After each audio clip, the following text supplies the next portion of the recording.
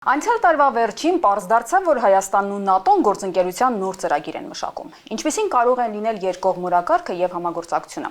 Այս եւ այլ հարցեր կքննարկենք ՆԱՏՕ-ի գլխավոր քարտուղարի Կովկասում եւ Կենտրոնական Ասիայում հատուկ ներկայացուցիչ Քևին Համիլտոնի հետ։ Thank you very much. Շնորհակալություն դեսպան Համիլտոն, բարի գալուստ Երևան։ Նկատի առնելով ձեր պարտականությունները այս նոր պաշտոնում, ո՞րն է այցի նպատակը եւ գլխավոր առաջնահերթությունները։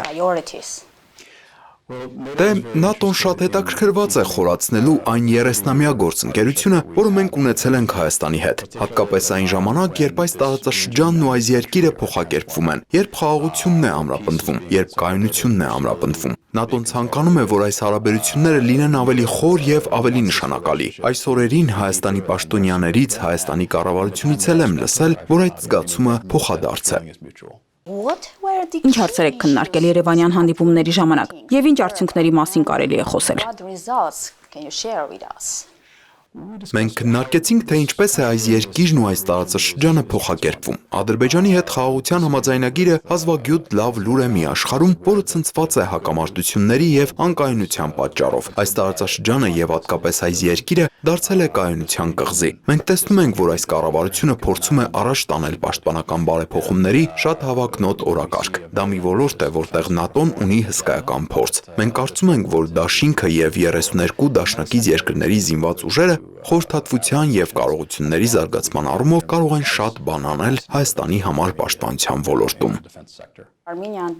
Հայաստանն ու ՆԱՏՕ-ն վերջնականացնում են գործընկերության նոր ծրագիրը, որոնք են այդ օրակարգի գլխավոր բաղադրիչները։ Ընդհանուր առմամբ այն 3 բանի մասին է՝ ավելի խոր ռազմավարական եւ քաղաքական երկխոսություն, համագործակցային անվտանգություն եւ ինչպես արդեն նշել եմ, պաշտպանական բարեփոխումներ ու պաշտպանական կարողությունների զարգացում։ Մանրամասներ կարող եք հայտնել։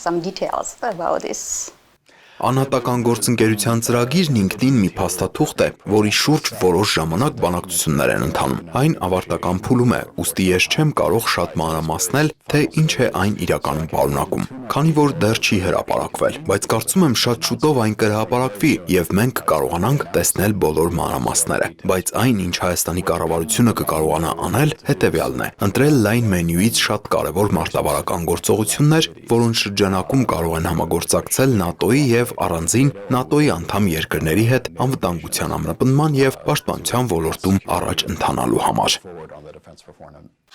Ինչպես է գնահատում Հայաստանի եւ Ադրբեջանի հարաբերությունների համատեքստում երկարաժամկետ կայունության ու խաղաղության հեռանկարները։ Ինչ կարծիք ունեք տարածաշրջանային կապակցվածության մասին։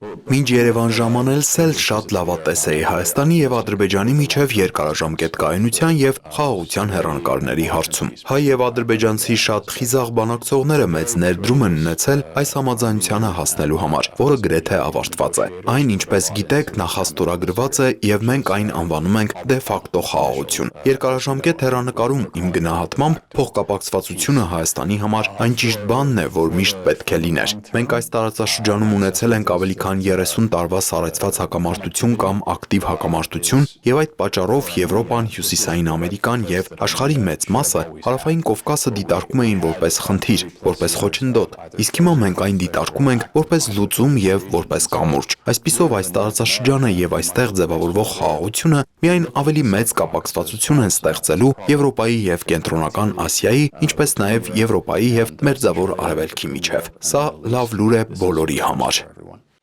Եթե չեմ սխալվում, դուք Կանադայի դեսպանն էիք Թուրքիայում, Ադրբեջանում եւ Վրաստանում։ Այնպես որ լավ եք ճանաչում տարածաշրջանը։ Նկատի առնելով այդ փորձը, ինչ եք կարծում, ինչն է այս տարածաշրջանը յուրահատուկ դարձնում դիվանագիտական ու անվտանգության տեսանկյունից։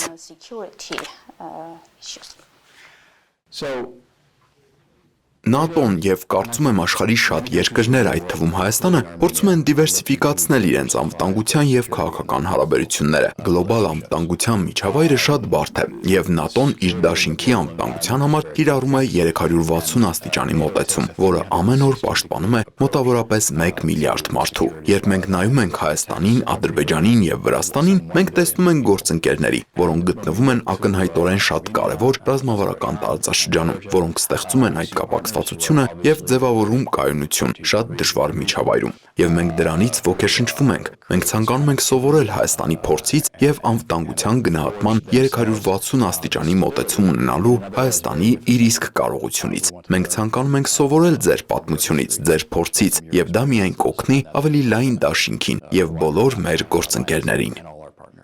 Դուք այստեղ եք աշխարհաքաղաքական առումով բարդ գործընթացների ժամանակահատվածում։ Ինչպիսին են ձեր գնահատականները Իրանի, Ռուսաստանի հետ կապված զարգացումների վերաբերյալ։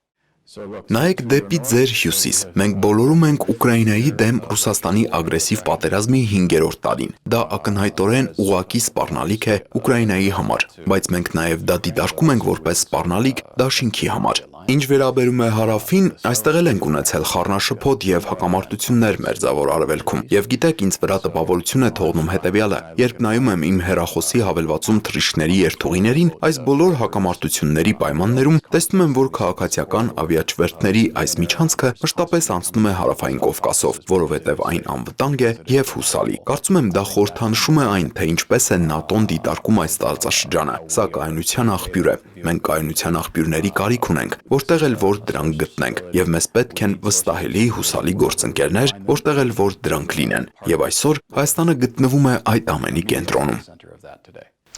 Իսկ ինչ ուղերձ ունեք Հայաստանի հասարակությանը։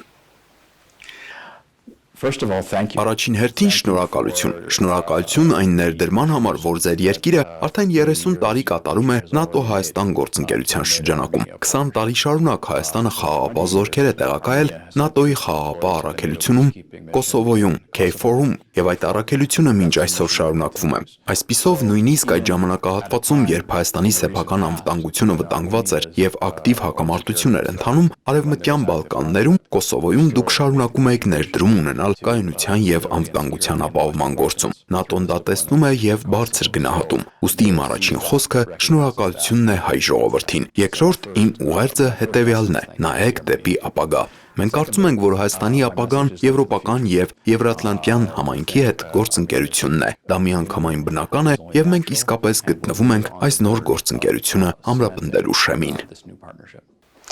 Շատ շնորհակալություն հարցազրույցի համար։ Ես հիշեցնեմ իմ զրուցակիցը ՆԱՏՕ-ի գլխավոր քարտուղարի Կովկասում եւ Կենտրոնական Ասիայում հատուկ ներկայացուցիչ Քևին Հեմիլթոնն էր։